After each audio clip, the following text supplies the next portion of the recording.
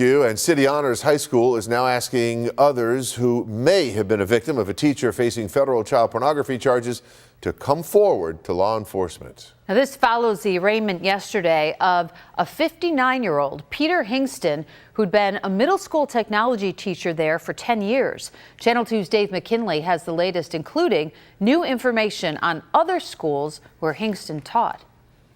We now have certainly developed a pretty good playbook in terms of how to go after these predators and how to protect our kids. But U.S. Attorney for Western New York James Kennedy says that begins with someone willing to come forward.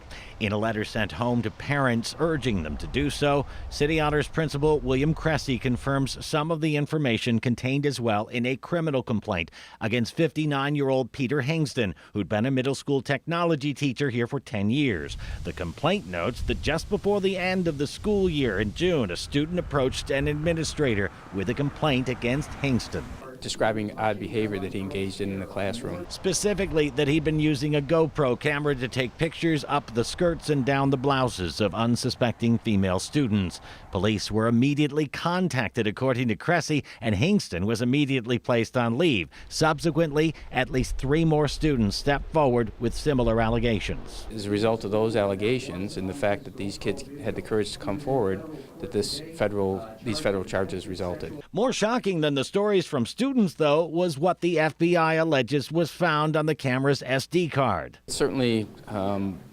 very disturbing. The criminal complaint here alleges images on that camera include Hingston surreptitiously exposing himself while inappropriately touching girls in his classroom. Meanwhile, unless he got a late start on his teaching career, one might deduce that at age 59, Hingston may have taught at some other schools, and indeed, a review of state education records indicates he's had a New York teaching certificate for 30 years. Late today, Buffalo Public Schools confirmed for us that he started out with them at West Hurdle Academy in 1992 before taking several other teaching assignments in the district about which their records aren't clear. They can confirm, though, that by 2001, Hingston had moved on to Dr. Lydia Wright School, where he spent the next 6 years before moving over to City Honors.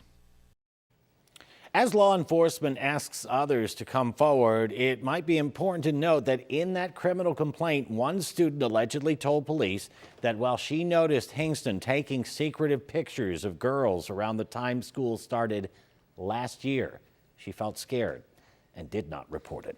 Dave McKinley, Channel 2 News.